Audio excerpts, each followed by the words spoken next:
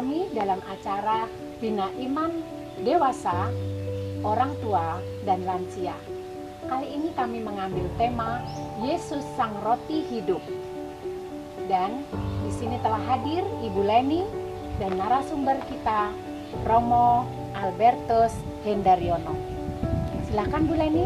Ya, pada kesempatan ini, arti roti Kristus sebagai roti hidup diambil dari Injil Yohanes bab 6 ayat 25 sampai 58. Monggo Romo tolong jelaskan supaya kami bisa lebih memahami arti Kristus sebagai roti hidup.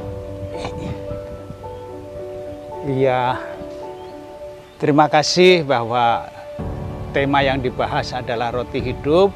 Ini senyampang dengan seruan himbauan dari Keuskupan agar kita segera aktif kembali dalam perayaan Ekaristi secara tatap muka.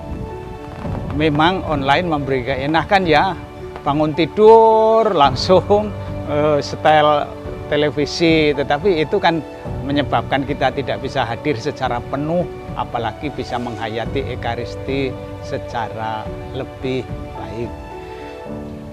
Kalau kita membahas tema roti hidup, kita tidak bisa begitu saja mengambil Yohanes bab berapa tadi? Bab 6 ayat 25 sampai 59. Kita melupakan konteks yang sangat penting. Pembicaraan tentang roti hidup ini sebetulnya kan berawal dari kisah penggandaan roti dari bab yang sama ayat 1 sampai dengan ayat ke-15. Apa yang khas? Yang khas adalah bahwa cerita ini dimiliki oleh semua penginjil, baik Matius, Markus, Lukas, dan juga Yohanes. Jarang sekali ada cerita mukjizat yang dimiliki oleh keempat Injil ini. Terutama bahwa Santo Yohanes mencatat dalam Injilnya. Lah, saya ingin menunjukkan kepada Ibu Bapak salah satu saja kekhasan Injil Santo Yohanes dalam cerita pergandaan roti ini ya. Yang khas adalah apa? Yang khas dalam Injil Sinoptik tidak disebutkan yang mempunyai 5 roti dan 2 ikan itu siapa. Tidak. Tetapi dalam Injil Santo Yohanes ditegaskan yang mempunyai 5 roti dan 2 ikan itu siapa? Seorang anak kecil. Lah, sebetulnya pembicaraan soal roti hidup harus juga mengajak kita membahas mukjizat Ekaristi. Kadang orang berpikir mukjizat itu berarti kalau Allah nuruti kehendak manusia, ya kan? Ternyata tidak. Menurut Santo Yohanes, mukjizat itu justru mulai terjadi kalau ada manusia menuruti kehendak Allah, dan itu diwakili oleh seorang anak. Coba mari kita lihat secara lebih leluasa. Beribu-ribu orang kelaparan, tidak ada roti, tidak ada makanan. Yang datang di situ pasti juga banyak orang dewasa.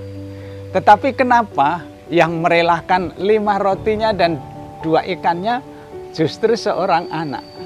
Ini yang harus Ibu Bapak, saudari-saudara semua pahami.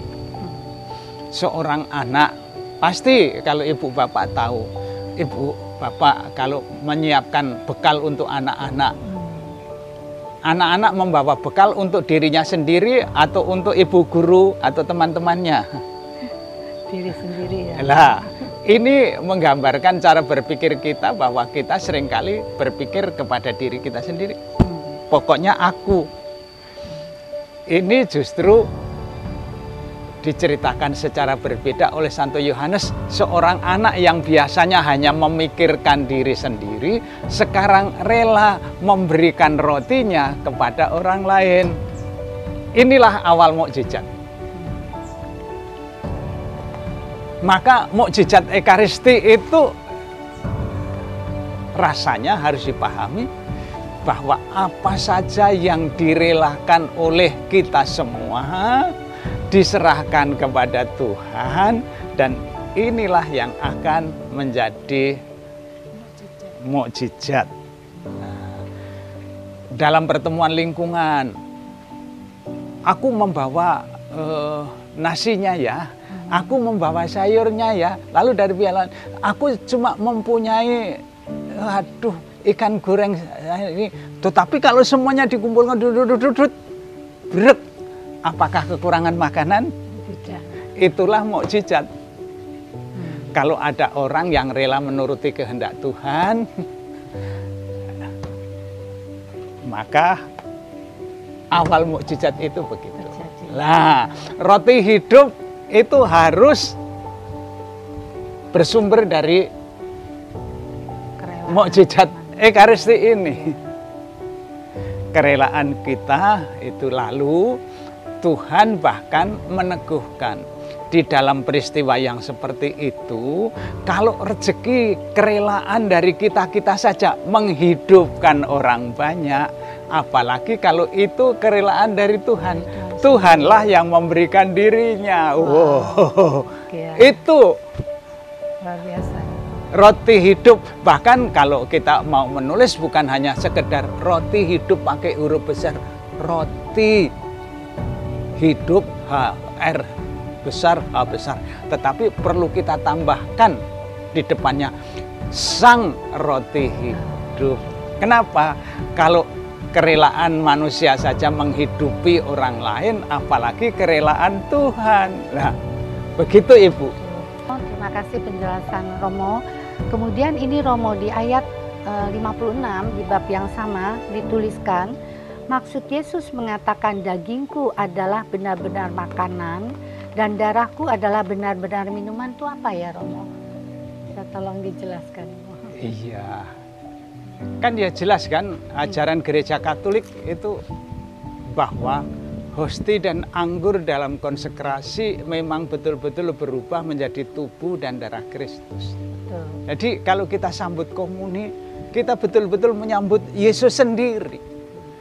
Roti itu bukan sekedar hanya tanda, simbol. Maka sesudah perayaan Ekaristi, kalau hosti kudus itu lebih, tidak boleh kita perlakukan semena-mena, karena itu memang Yesus sendiri. Yesus sendiri hadir betul-betul dalam komuni kudus itu. Baik. Nah, iya toh. Jangan di situ ada tubuh Yesus, wah kita seenaknya saja begitu. Misalnya seperti itu, Ibu. Baik. Ya. Nah, dampaknya bagi manusia itu memakan roti hidup itu, atau Yesus, tubuh Yesus sendiri itu, dan minum darah Yesus sendiri itu apa ya Romo? Ya, kembali saja ke teks. Ya. Barang siapa makan dagingku, minum darahku, dan segala macam kan, itu ya kita akan memiliki hidup. Ya, hidup di dalam Tuhan Yesus itu. Hidup di dalam Tuhan Yesus berarti cara berpikirnya itu kembali ke sini. Kalau kerelaan manusia saja bisa menghidupi orang sekitar, mengatasi kesulitan ketika pandemi. Lah apalagi kalau kerelaan itu dari Tuhan. Kalau kita menimba kekuatan dari kerelaan Tuhan ini, maka kita akan memiliki memang betul-betul daya kehidupan yang luar biasa. Iya kan? Ya. Kalau kita makan nasi saja, kemudian mempunyai kerelaan bisa membagi nasi. Nah, kalau kekuatan itu dari Tuhan, lalu kan kita juga bisa memberikan Tuhan. Karena yang kita makan itu Tuhan sendiri. Maka kata makan itu mari kita artikan bukan hanya sekedar mohon maaf ya, ambil hop, bukan. Tetapi makan itu mungkin bahkan bisa diartikan kita itu mengunyah-ngunyah, bukan dalam artian bahwa hosti yang kita makan itu kemudian lalu nyam-nyam-nyam, enggak. Kita harus menyambut sepenuh hormat karena itu Tuhan. Kehadiran Tuhan itulah yang harus kita kunyah-kunyah selama hidup kita agar kita betul-betul memiliki hidup yang dihidupi oleh Tuhan Yesus itu. Kan dia bilang, akulah roti yang turun dari surga. Nah itu, hidup itulah yang kita kunyah-kunyah, kita ambil patisarinya untuk bisa membagi itu kepada sesama. Ya, mungkin itu juga yang dikatakan oleh Tuhan Yesus sendiri, siapa yang makan dagingku hidup di dalam aku, gitu ya. Iya, iya. Jadi itu perlunya kembali lagi ke gereja dan terima tubuh Kristus ya. Iya. Baik. Kalau boleh kita ringkaskan ya. Baik. Mari tema roti hidup jangan dipisahkan komuni, pokoknya yang penting ini, enggak. Sabda roti hidup harus kita pahami sejak peristiwa pergandaan roti Yohanes bab 6 ayat 1 sampai 15 tadi. Ya, lalu di situ kita mempunyai pengalaman ternyata mukjizat justru terjadi kalau kita manusia rela menuruti kehendak Allah. Kehendak Allah kan kita berbagi ya kan? Ya. Lah, kita berbagi, kita rela, itulah awal mukjizat. Seperti pengalaman kita, saya singgung lagi, kerelaan kita menyisihkan rezeki untuk orang yang menderita COVID, ternyata mempertahankan hidup itu. Lah kerelaan ini betul-betul bisa kalau dikumpulkan menjadi berlimpah-limpah. Mukjizat makin berlimpah kalau kita saling rela berbagi pada sesama. Lalu ketiga tadi apa? Yang ketiga adalah kalau kerelaan manusia saja menghidupkan orang lain, apalagi kalau kerelaan itu datang dari Allah. Dan kerelaan yang paling besar itu ya kerelaan Tuhan Yesus menjadi manusia, menderita sengsara, wafat dan bangkit. Maka dikatakan Tuhan Yesus memberikan diri seutuh-utuhnya. Maka kata roti hidup tidak hanya cukup ditulis dengan R besar, H besar, roti hidup. Enggak, kalau saya malah menambah sang roti hidup, yaitu Tuhan. Selanjutnya, sang roti hidup itu betul-betul hadir dalam wujud roti dan anggur komuni kudus dalam perayaan Ekaristi. Lah, kalau begitu, ketika misa online kita kan tidak sambut Yesus secara nyata, maka komuni batin. Sekarang dalam misa tatap muka kita diharapkan betul-betul bisa menyambut tubuh dan darah Yesus secara nyata. Terima kasih Romo Hendaryono dan Ibu Leni sudah hadir pada acara Bina Iman kali ini. Halo Sobat Ambro, demikianlah perbincangan kami tentang Yesus Sang Roti Hidup. Sampai jumpa pada Bina Iman selanjutnya. Terima kasih, Tuhan memberkati.